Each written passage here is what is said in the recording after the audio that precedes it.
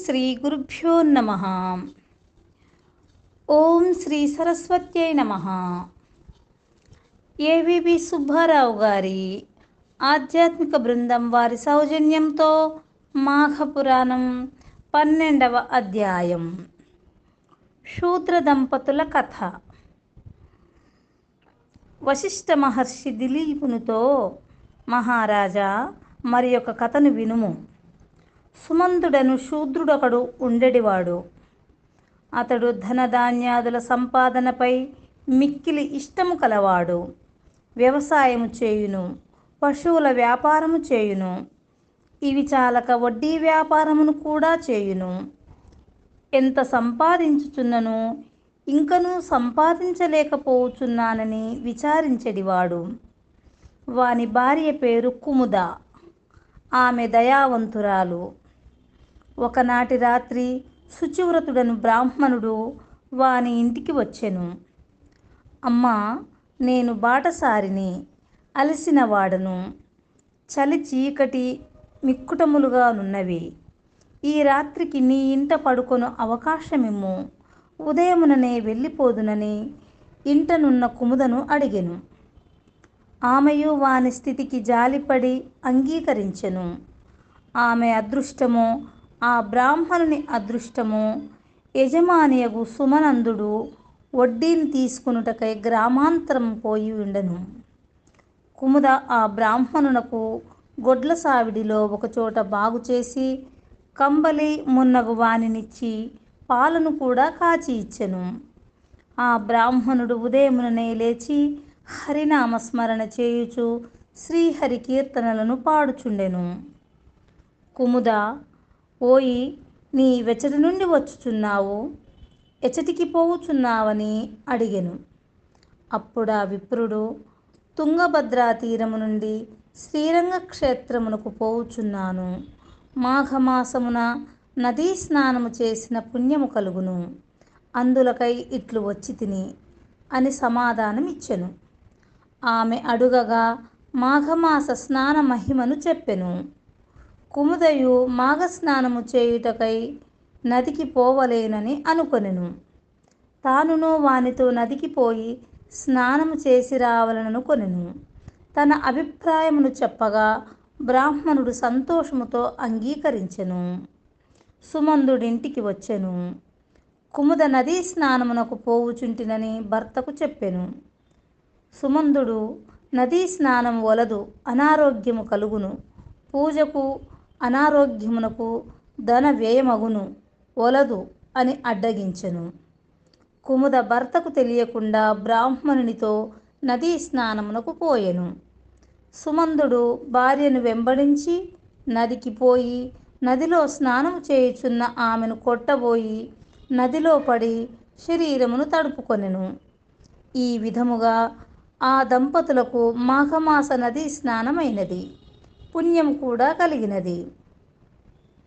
సుమందుడు భార్యను తిట్టుచు కొట్టుచు ఇంటికి తీసుకొని వచ్చెను.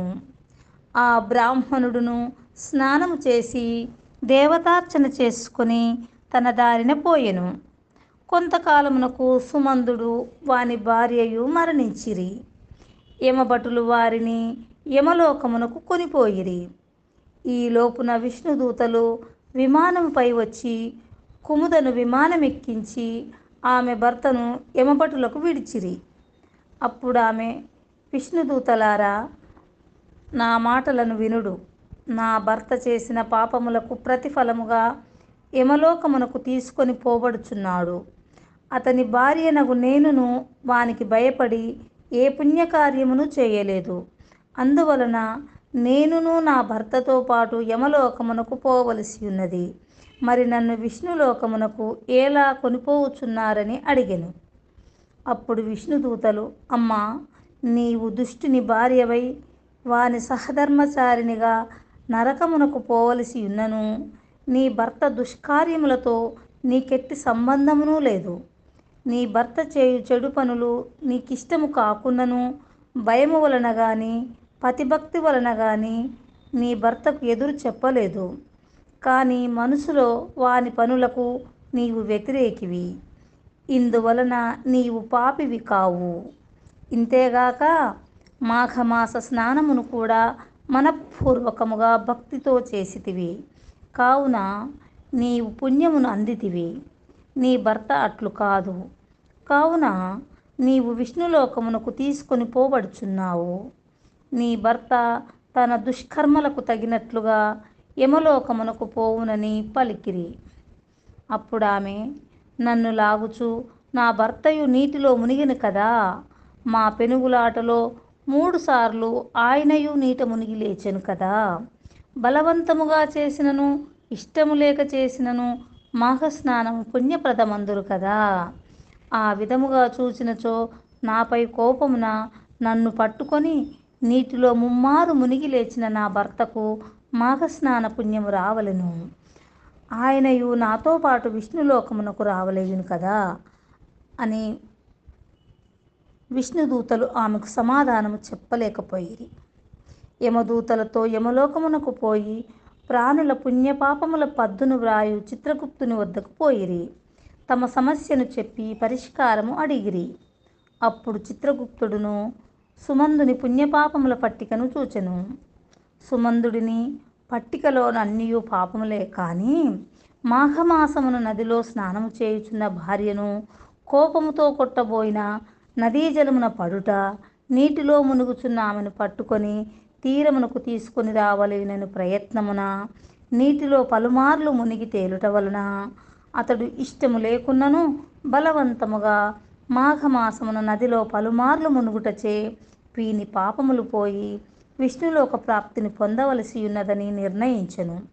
విష్ణుదూతలు కుముద తెలివితేటలకు ఆశ్చర్యపడిరి. కుముదను ఆమె భర్తను విష్ణులోకమును కొనిపోయిరి.